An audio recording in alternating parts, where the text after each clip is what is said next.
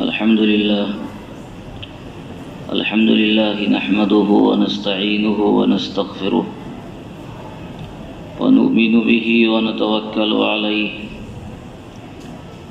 ونعوذ بالله من شرور أنفسنا ومن سيئات أعمالنا من يهده الله فلا مضل له ومن يضلله فلا هادي له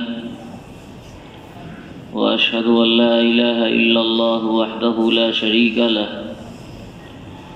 وأشهد أن سيدنا ومولانا محمدا عبده ورسوله أما بعد فأعوذ بالله من الشيطان الرجيم بسم الله الرحمن الرحيم وما أرسلناك إلا رحمة للعالمين صدق الله العلي العظيم۔ اللہ رب العزت کے جو احسانات ہمارے اوپر ہیں، ان احسانات میں سب سے عظیم نعمت اللہ تعالیٰ کا یہ ہے کہ اللہ تعالیٰ نے تاجدار دو عالم جناب محمد رسول اللہ صلی اللہ علیہ وسلم کو ہمارے درمیان مبعوث فرمایا ہے۔ آقا علیہ الصلاۃ والسلام کی بعثت اور آپ کی تشریف آوری انسانیت کے لیے اللہ تعالیٰ کی بہت بڑی اور بہت عظیم نعمت ہے۔ آپ علیہ الصلاۃ والسلام کو اللہ تعالیٰ نے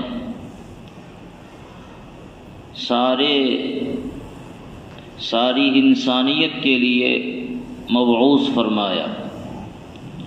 آپ سے پہلے جتنے انبیاء کرام علیہم الصلاۃ والسلام تشریف لائے، وہ محدود زمانہ کے لیے، محدود وقت کے لیے تشریف لائے گئے۔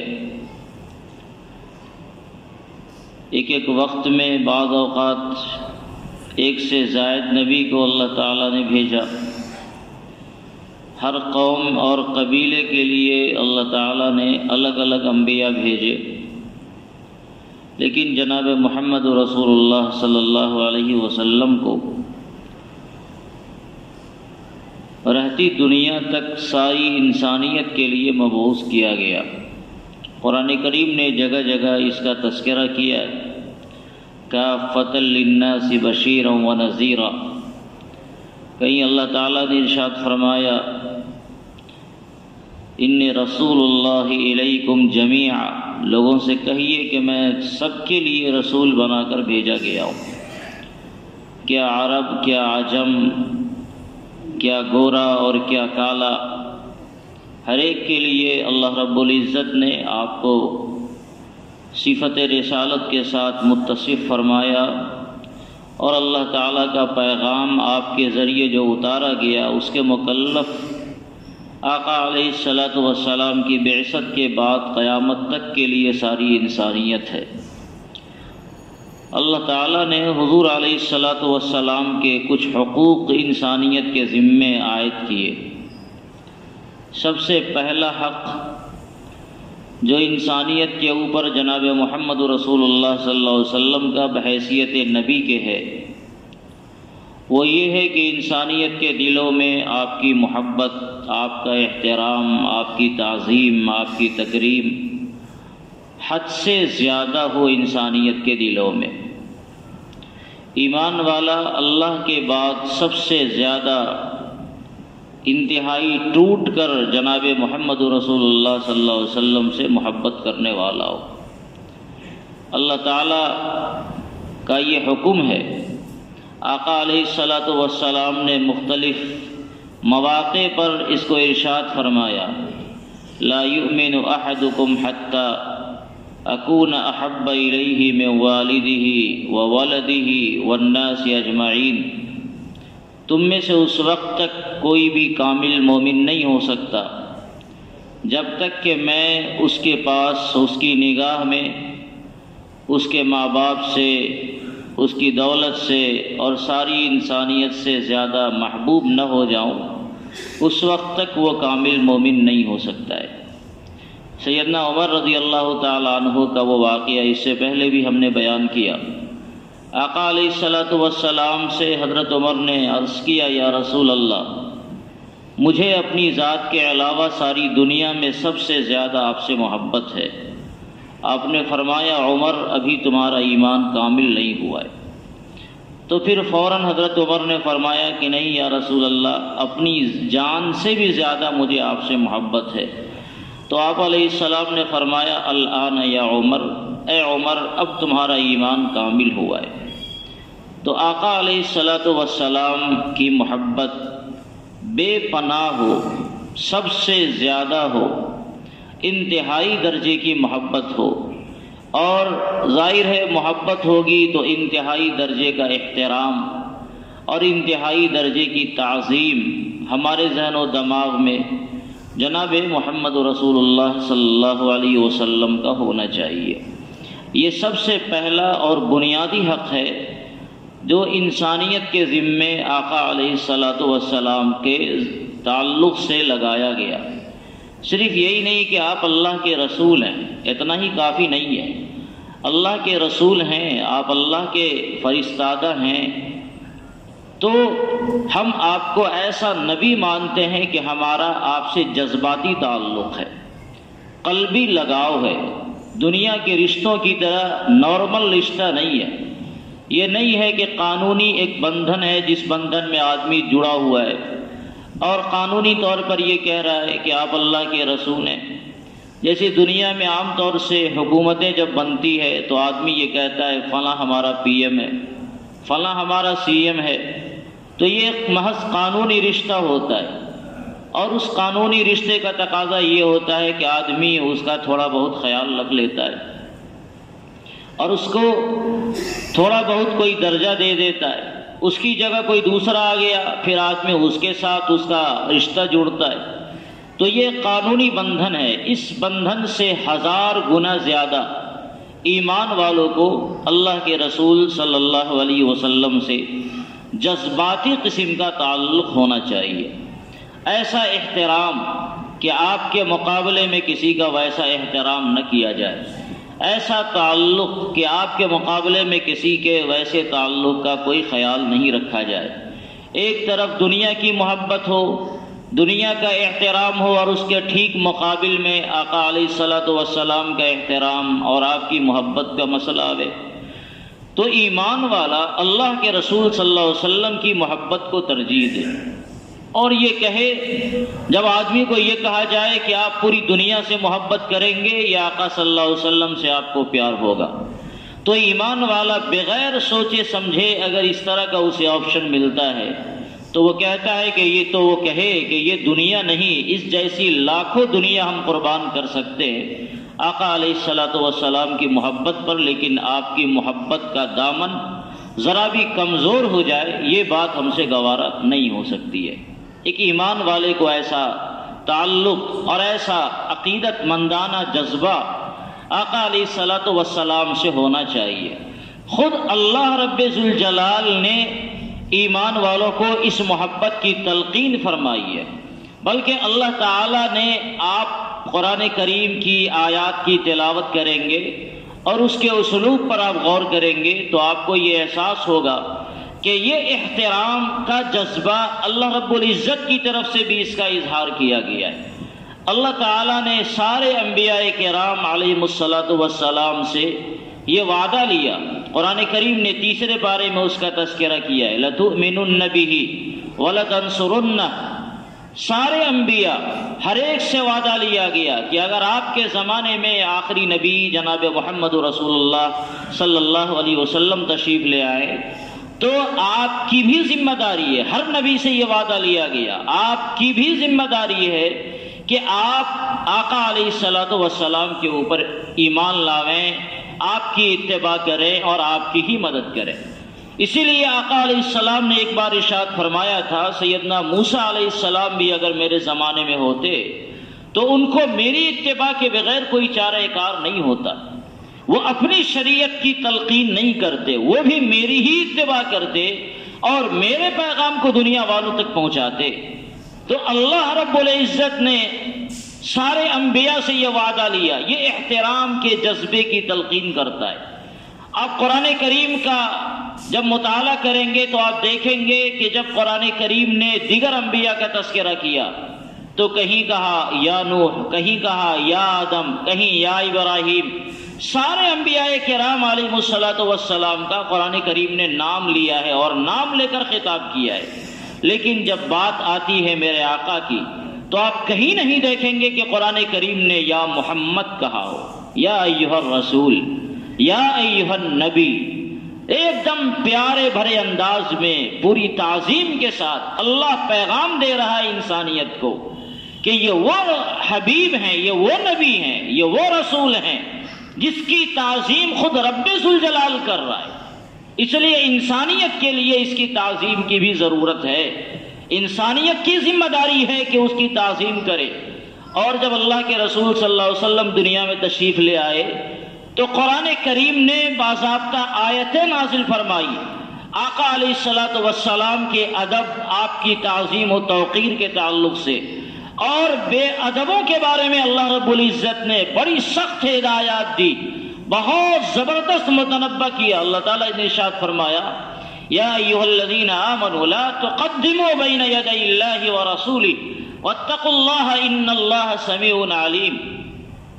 یا ایھا الذین آمنوا لا ترفعوا اصواتکم فوق صوت النبی ولا تجهروا له بالقول كجهر بعضکم لبعض ان تحبط اعمالکم وانتم لا تشعرون. قرآن کریم نے ایک دم متنبہ کیا کہ آپ علیہ الصلوۃ والسلام کے یہ آداب ہیں کہ آقا علیہ الصلوۃ والسلام سے کسی معاملے میں کسی کو پیش قدمی کرنے کا کوئی حق نہیں ہے. لا تقدموا بین یدی اللہ ورسولہ، حضور علیہ الصلوۃ والسلام سے کوئی آگے نہ بڑھے. کسی معاملے میں بات کرنا ہو تو بھی آگے نہیں بڑھے، کوئی کام کرنا ہے تو بھی آگے نہیں بڑھے، دسترخوان سجا ہوا ہے کھانا ہے تو بھی آگے نہیں بڑھے، راستے میں چلنا ہے آقا علیہ الصلوۃ والسلام سے کوئی اپنا قدم آگے نہ بڑھائے. اور ولا ترفعوا اصواتکم، اپنی آوازوں کو حضور علیہ الصلوۃ والسلام کے سامنے بلند نہیں کرنا ہے.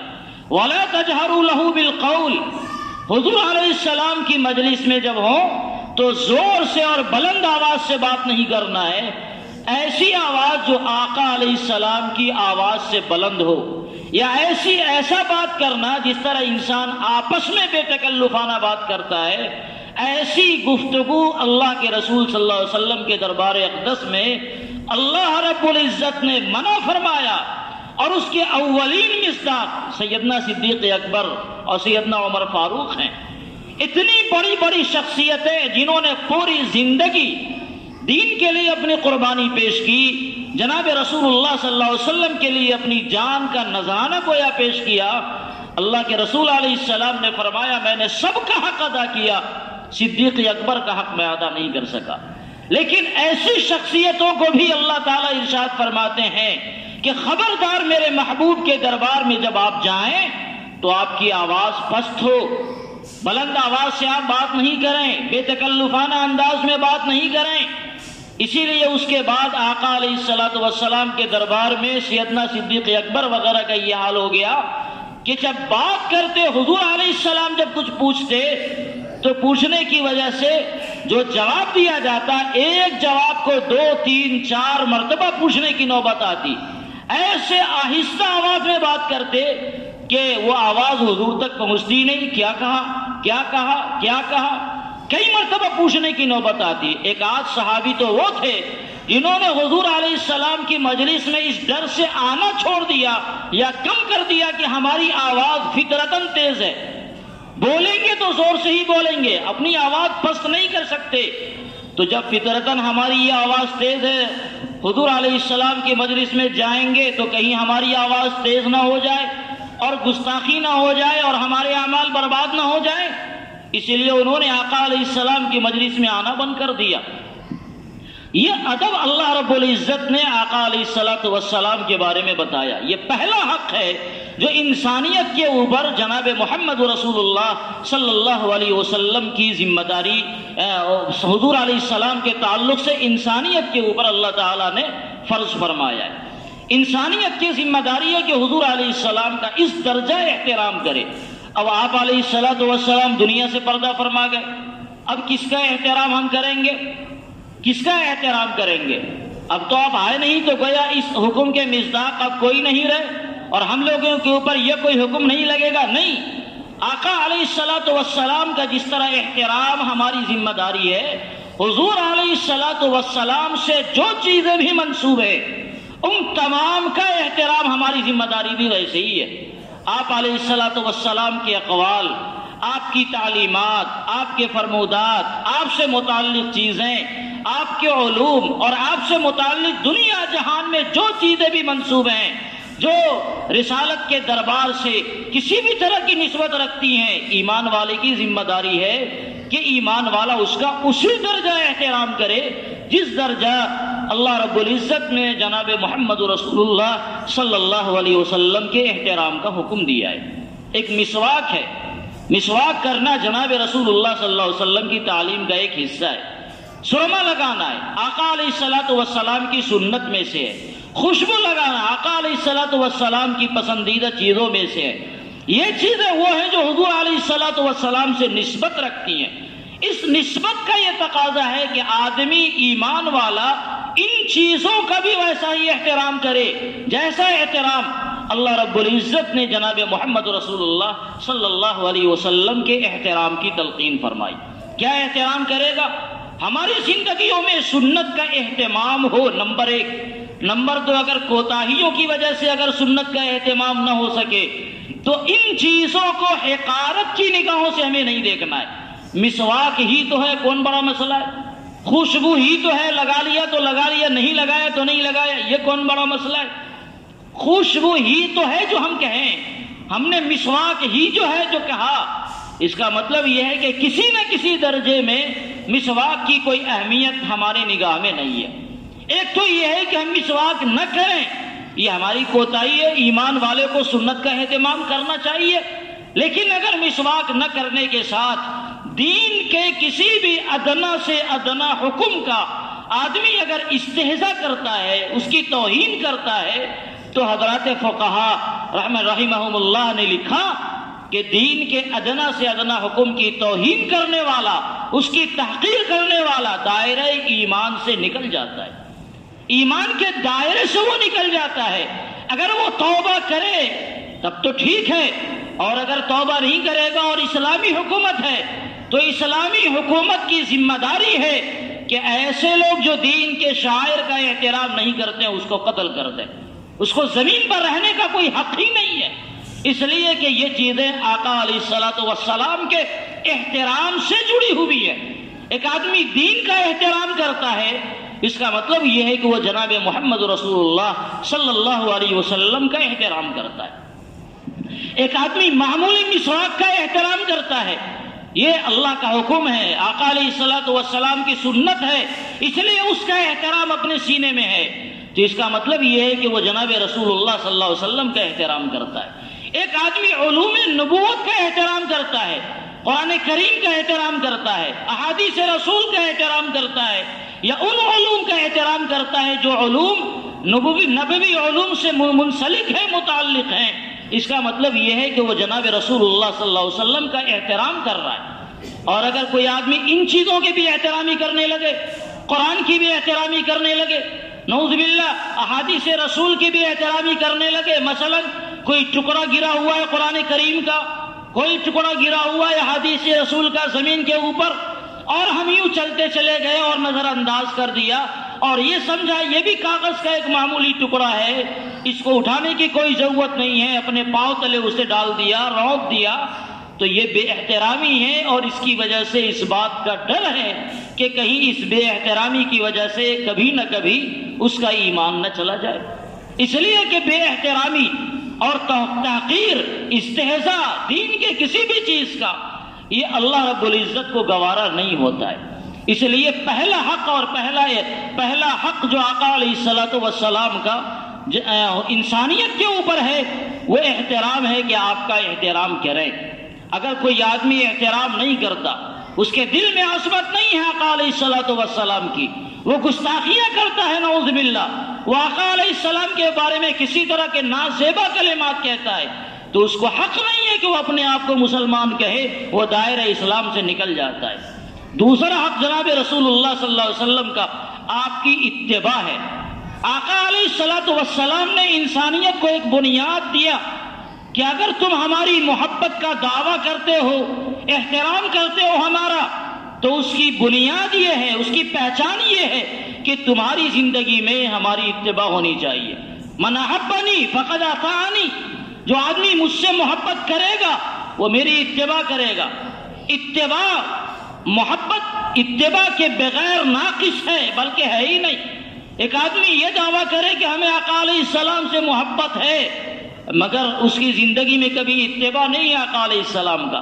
ایک تو یہ ہے کہ انسان کمزور ہے، کبھی اس سے کوتاہی ہو گئی تو کوتاہیوں کو اللہ تعالیٰ معاف فرماتے ہیں، لیکن اس کی زندگی میں آقا علیہ السلام کا اتباع نہیں ہے۔ اس کا مطلب یہ ہے کہ اگر وہ یہ دعویٰ کرتا ہے کہ ہم جناب محمد رسول اللہ صلی اللہ علیہ وسلم سے محبت کرنے والے ہیں، آپ کا احترام کرنے والے ہیں، تو کہیں نہ کہیں اپنے اس دعوے کے اندر وہ بندہ جھوٹا ہے۔ محبت ابھارتی ہے انسان کو اتباع کے اوپر۔ جب آدمی کسی سے محبت کرتا ہے تو اس محبت کا یہ تقاضا ہے کہ آدمی اس کی اتباع کرے۔ یہ نہیں ہو سکتا کہ آپ کسی سے محبت کریں گے اور اس کی بات نہ مانیں۔ میں مثال دیا کرتا ہوں، ایک بیٹا اپنے باپ سے محبت کرتا ہے اور محبت کرتے ہوئے اس کا اعلان بھی کرتا ہے کہ مجھے آپ سے خوب محبت ہے، آپ سے خوب محبت ہے، لیکن باپ کہے بیٹا ذرا کھانا لاؤ، تو یہ بیٹا کہتا ہے ابا میں آپ کا کھانا نہیں لا سکتا، بیٹا پانی لاؤ، پانی نہیں لا سکتا، بیٹا ذرا پاؤں دبا دو، آپ کا پاؤں نہیں دبا سکتا، بیٹا جیب میں اگر 200-400 روپے ہیں مجھے دے دو، میں نہیں دے سکتا۔ تو بھائی یہ کیسی محبت ہے؟ ایک طرف آپ یہ دعویٰ کر رہے ہیں کہ آقا اپنے باپ سے مجھے محبت ہے، لیکن باپ کے سارے حکموں کی آپ حکم عدولی کر رہے ہیں، اس کی نافرمانی کر رہے ہیں۔ تو اس کا مطلب یہ ہے کہ آپ جو اپنے باپ کے بارے میں کہتے ہیں محبت ہے، یہ محبت کا دعویٰ نہیں کرتے ہیں، اپنے باپ کو چڑھا رہے ہیں، اپنے باپ کو آپ چڑھا رہے ہیں، محبت نہیں ہے۔ کسی بھی درجے میں اگر محبت ہوتی تو پھر انسان اپنے باپ کی اتباع کرتا۔ اسی طرح آقا علیہ السلام سے محبت کا لازمی تقاضا یہ ہے کہ ایمان والا جناب محمد رسول اللہ صلی اللہ علیہ وسلم کی اتباع کرے۔ کمی کوتاہی اپنی جگہ، لیکن ہر آن ہمیں اس بات کی کوشش ہونی چاہیے کہ اگر اس معاملے میں ہم نے اتباع صحیح سے نہیں کی تو پھر ابھی ہم توبہ کریں اور اگلے لمحے اس کے لیے ہم تیار ہو جائیں کہ اگلے لمحے ہمیں کوتاہی نہیں ہوگی اور اگلے لمحے ہم مکمل اتباع کریں گے۔ یہ نہیں کہ معلوم بھی ہے کہ یہ آقا علیہ السلام کا طریقہ ہے اور اس طریقے کو دروازے کے اندر بند کر کے رکھ دیں، اندر ہی رہو، باہر نہیں آنا۔ یہ ایمان والے کی پہچان نہیں ہے۔ ایمان والے کی پہچان یہ ہے کہ جیسے اسے پتا چلے کہ میرے محبوب کا یہ طریقہ ہے، میرے آقا کی یہ سنت ہے، میرے محبوب کا یہ حکم ہے، تو پھر ایمان والے کو اپنا سارا نقصان برداشت کر کے بھی حضور علیہ السلام کی اتباع کے لیے اپنے آپ کو تیار کرنا چاہیے۔ اور اگر اس میں کہیں کوتاہی ہوتی ہے تو اس کوتاہی پر اللہ رب العزت سے معافی کا خواستگار ہونا چاہیے، آئندہ پھر پرعزم ہونا چاہیے کہ انشاءاللہ ایسا ہم نہیں کریں گے۔ اور یہاں اس معاملے میں صرف یہی نہیں کہ انسانیت، مومن صرف یہ دعویٰ کرتا ہے کہ ہمیں حضور علیہ السلام سے محبت ہے، دوسری طرف سے بھی آپ سے بے پناہ پیار کا اظہار کیا جا رہا ہے۔ اللہ رب العزت نے ارشاد فرمایا وَمَا أَرْسَلْنَاكَ إِلَّا رَحْمَةً لِّلْعَالَمِينَ، اے نبی آپ کو ہم نے سارے عالم کے لیے رحمت بنا کر بھیجا۔ تو آقا علیہ السلام بھی بے پناہ آپ سے محبت کر رہے ہیں۔ آقا علیہ السلام کی انسانیت سے بے پناہ محبت ہے، اور اسی محبت کا یہ اثر تھا کہ جناب محمد رسول اللہ صلی اللہ علیہ وسلم ہمیشہ یہ چاہتے تھے کہ انسانیت کسی طرح جہنم سے اپنے آپ کو بچانے والی ہو جائے۔ قرآن کریم نے جگہ جگہ منع کیا، منع کرنے کی نوبت آئی لعلک باخع نفسک علی آثارہم، اے نبی اگر یہ ایمان نہیں لائیں گے تو آپ اپنی جان کو ہلاک کر دیں گے۔ ایک آدمی آپ کے پیچھے اتنا پڑ جائے کہ میرے بھائی نماز پڑھ لے، میرے بھائی نماز پڑھ لے، میرے بھائی بات مان جا، وہ کبھی آپ کی داڑھی پکڑتا ہے، کبھی آپ کے پاؤں دبا دیتا ہے، کبھی آپ کے سر پر وہ تیل ڈالتا ہے اور یہ کہتا ہے کہ میرے بھائی کم سے کم اللہ کی اطاعت کر لے۔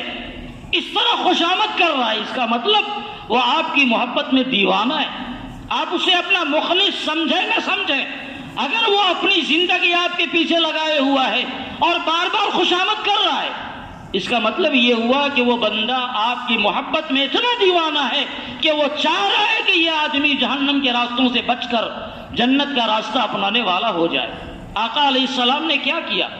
پوری زندگی آپ کی اسی مشن میں ختم ہو گئی کہ میری امت کسی طرح جہنم سے بچنے والی ہو جائے. اگر آپ مانگ رہے ہیں اللہ رب العزت سے تو امت کے لیے مانگ رہے ہیں، اگر آپ رو رہے ہیں اللہ رب العزت کے سامنے تو امت کے لیے رو رہے ہیں.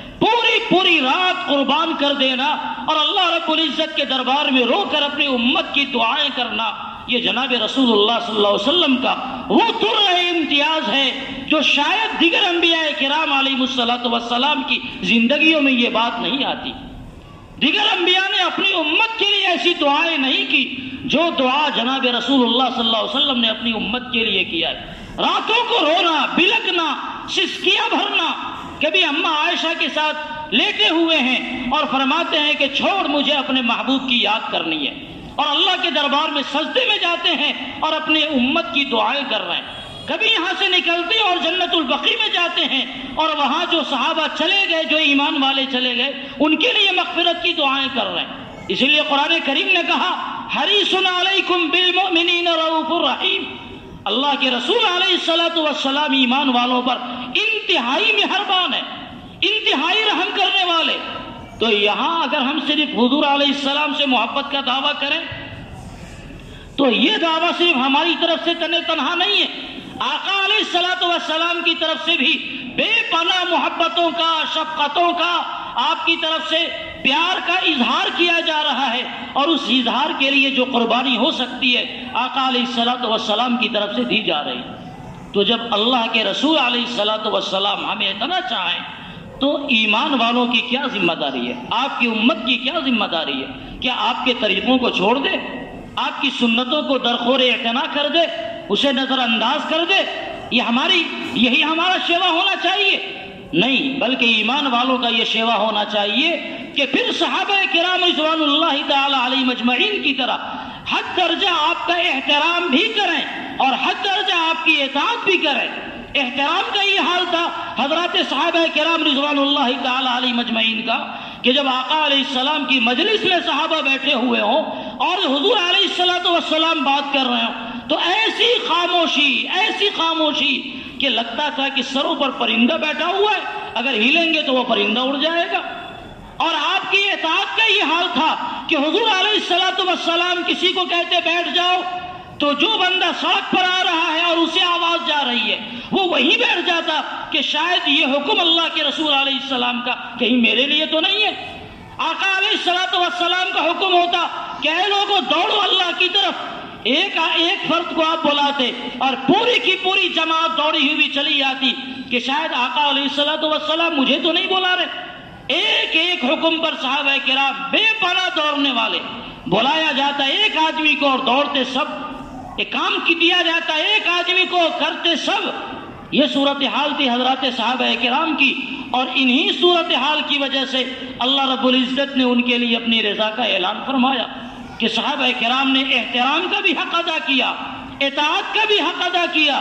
تو اللہ رب العزت کا وہ وعدہ پورا ہوا، وعد اللہ الذین آمنوا وعملوا الصالحات منکم لیستخلفنہم کما استخلف الذین من قبلہم.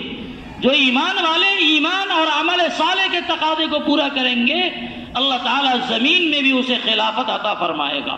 اور چنانچہ صحابہ کرام کو وہ دن اللہ تعالیٰ نے دکھایا کہ پوری دنیا ان کے زیر نگی ہو گئی. اے ایمان والو، ماہ ربیع الاول کے اس مبارک مہینے میں ہم سب جہاں آقا علیہ السلام کی سیرتوں کا تذکرہ کرتے ہیں، آپ کی یادیں مناتے ہیں، تو آپ کا جو حق ایمان والوں کے اوپر ہے ان حقوق کی ادائیگی کرنا بھی ہماری ذمہ داری ہے. یہ نہیں کہ مہینہ ختم ہو جائے، 12 ربیع الاول